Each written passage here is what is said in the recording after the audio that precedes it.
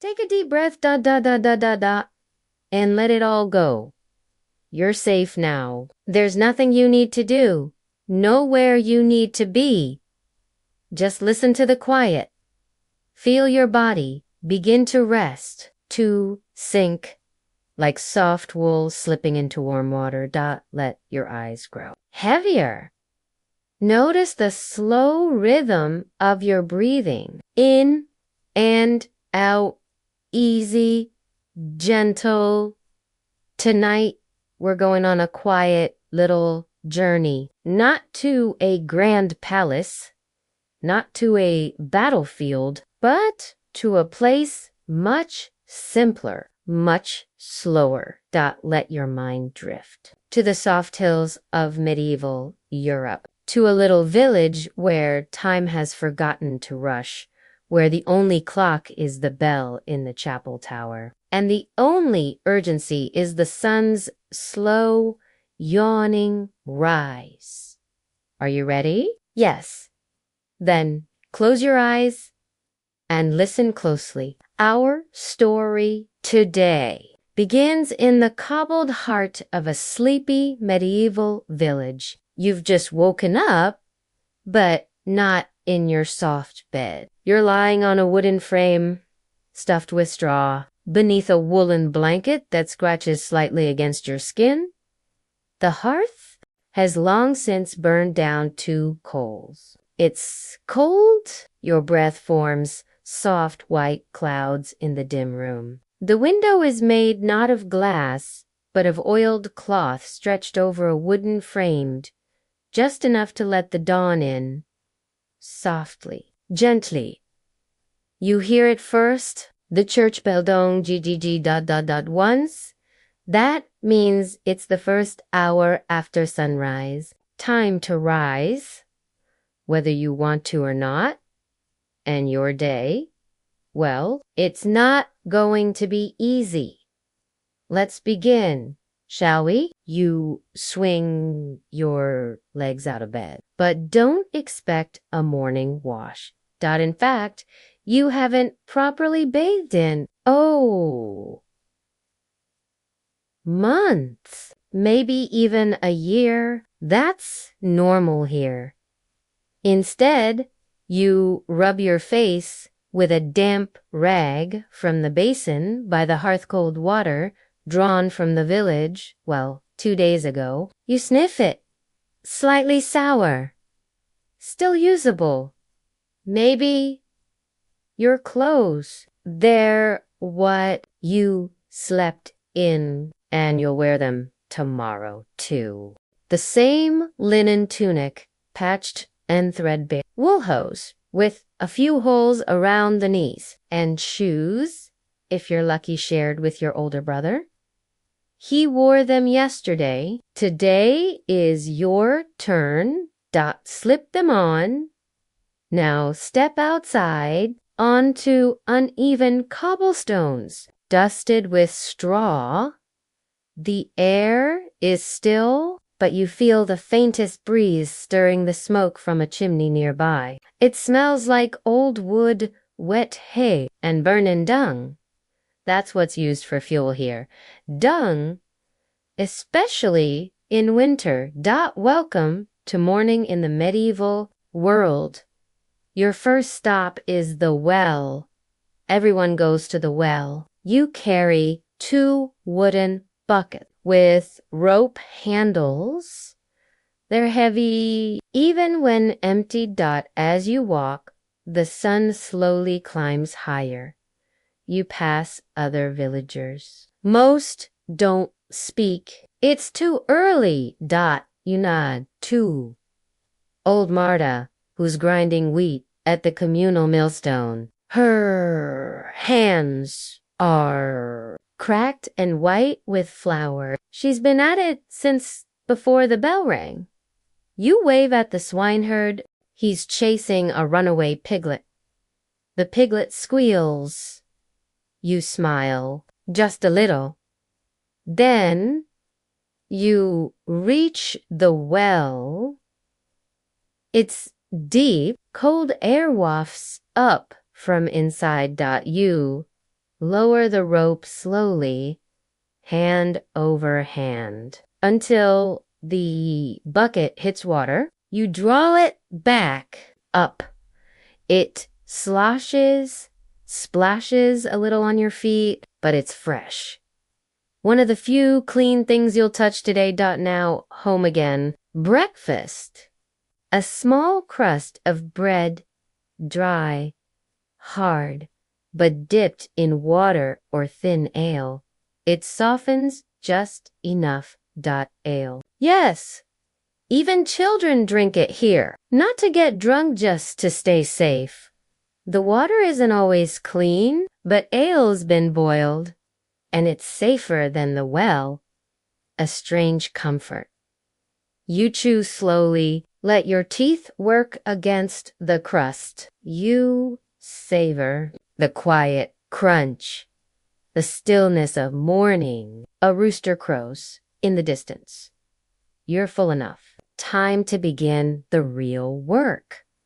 You'll be in the fields today. Not your fields, those belong to the Lord of the Manor. But you owe him labor. 3 days a week, every week. You pass under the shadow of the manor house. Its stone walls loom tall. Its chimney puffs smoke. Inside, someone is likely feasting on meat and warm bread. But outside, you trudge to the fields. The fields smell of wet earth and manure. You breathe it in. It smells normal now. Your hands grip the wooden handle of a hoe. Your feet sink into soft mud. The air is cool, but the work is warm. Steady, repetitive, satisfying in a strange, sleepy way. You scrape at weeds. You lift clods of earth. You sweat. Your back aches. You rest. You'll work again. The hours pass like clouds, slow and drifting, then suddenly gone. Midday comes. No lunch break. Not really. But you chew a bit of onion, savor a strip of salted pork, so tough you nearly tear it with your teeth.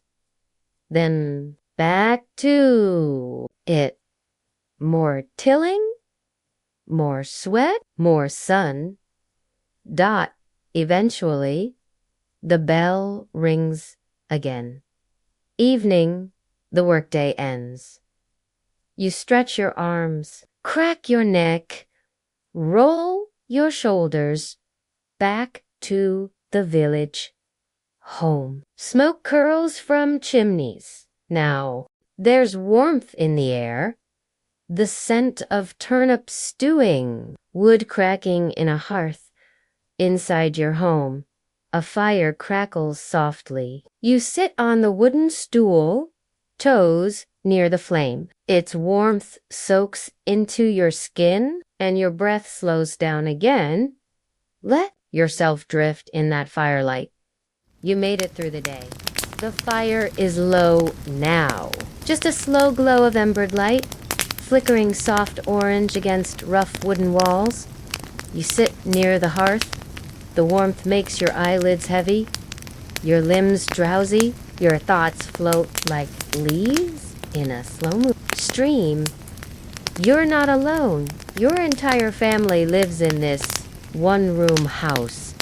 Mama is mending a tunic by the fire, her needle glinting in the light. She hums something old, a tune passed from mother to daughter, like the needle itself. You can hear Father outside, stacking firewood. He coughs. A dry, familiar sound. He's always coughing, especially in winter. Your little sister curled beside. You picks straw from her hair. Straw from the bed. It gets everywhere, even in your shoes. You scratch your leg. Another flea bite. They're a part of life here. Everyone has them. Even the Lord probably The candle flickers. Tallow. It smells faintly of animal fat. Because it is. That's what most people use, not beeswax. That's too precious. Tallow is for the rest of us. Thicker, smokier, but it works.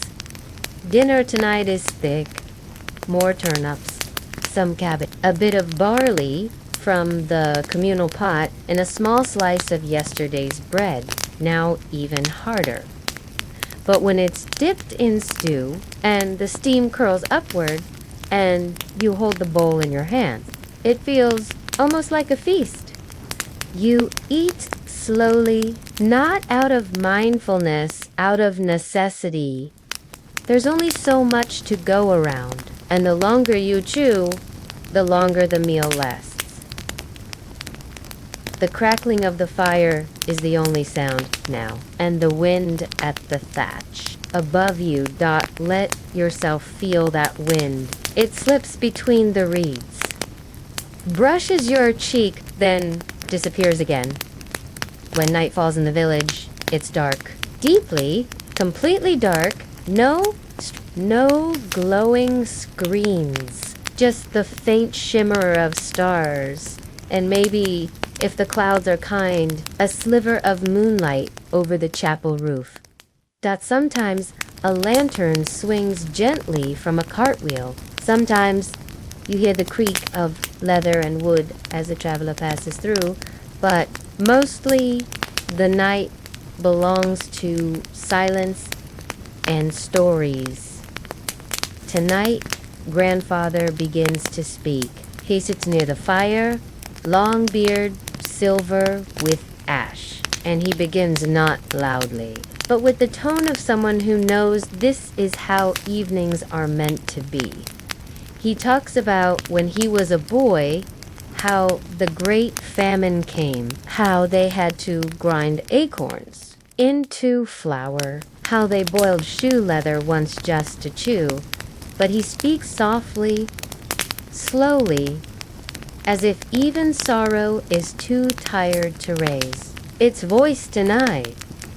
Then he smiles, a tooth missing, and he tells of the time a knight came to town, real armor, gleaming like stars, and how the village boys tried to follow him off into the woods. But they got no further than the edge of the fields before their mothers dragged them back by the ears. Even nights, you learn, aren't always what they seem. Some are just lords with debts and swords. Others, just stories for winter nights. You close your eyes as he speaks. His voice drifts over you like the wind at your window. Soft, persistent, familiar. Tonight. You'll sleep on a straw mattress again, stuffed with hay, maybe a few feathers. It creaks beneath your weight. It smells faintly of the fields. You curl beside your sister. The blanket covers both of you. One of her feet finds yours under the covers. It's cold, but you don't mind. Not really. You tuck your arms under your chin. The firelight glows behind your closed eyelids. You hear it whisper. Pop. Crackle. Sigh. Like a language only the hearth knows. Outside, the wind picks up slightly. It rustles the thatch, shakes the shutters, then fades again. You're not afraid. You're used to it now. These walls are old. They've stood through storms and winters, through hunger and plague, through feast days and fasts. And tonight they hold you as you are worn, but warm, tired, but still breathing, still part of this quiet, dusty rhythm of life. Before you drift, You think of how different things are. You didn't brush your teeth. There's no toothbrush. Only a twig, sometimes. Or ashes. Or nothing. You didn't change clothes. There's nothing clean to change into. Laundry day is next week. If the weather is good, you didn't bathe. No soap, no tub. Maybe in spring, the river. Maybe, and you didn't write in a journal. You can't write, not yet. Only the priest can. But still, your thoughts feel full, like pages, blank, but waiting. The candle sputters, its flame shrinks to a thread, then disappears. Darkness wraps around the room like a soft woolen shawl, no sound, except the fire. And the breath of your sister, and your own in and out again. Slower now, quieter. You made it through a medieval day. But would you survive another? You're not dreaming yet, but you're close. So close.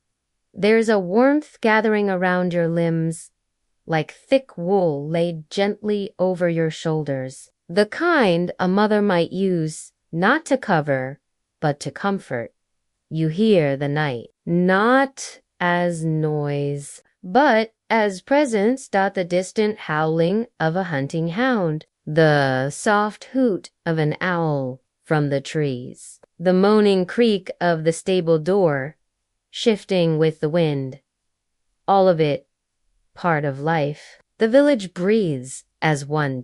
You begin to imagine. What if you were born here, raised here? What if this was your normal? Let's let your mind drift just a little further. Float now into the habits of the people, the little things, the forgotten, quiet details. Every Sunday, the village walks to the chapel. Shoes or not, rain or not, you sit through a sermon, not understanding all of it. It's in Latin, and most of the words sound like wind through the rafters. But still, you sit and you listen. The candles flicker. The incense burns. The priest's voice echoes, and in that echo, you feel something ancient, something deeper than time. Festivals are rare, but when they come, they burst like color across the mud and stone. May Day brings ribbons, painted eggs, mirth. Harvest. Feasts bring dancing. The thud of bare feet on wooden floors. The clapping of flower-dusted hands. The music of fiddles and flutes, slightly out of tune, but no one minds. Even laughter here feels old, but rich, like soil warmed by the sun. And yes, there is hardship, always. In winter, the snow creeps in through the eaves. It settles on your blanket and melts from your breath. Your fingers crack, your boots stiffen, your food runs thin. Sometimes a cough doesn't go away. Sometimes a neighbor doesn't either. And there are no doctors, only the herbal woman at the edge of the woods. She mixes bark and berries. She prays over herbs. Sometimes it helps, sometimes not. But still, the village endures. In spring, the mud thickens. It pulls at your boots, your skirts, your thoughts. But the earth smells alive. The sheep bleat. The hens cluck. The bees begin to return. And in those moments, you feel it. Life. Not fast, not flashy, but persistent, enduring the rhythm of sowing and reaping, of waking and sleeping, of working and warming and waiting.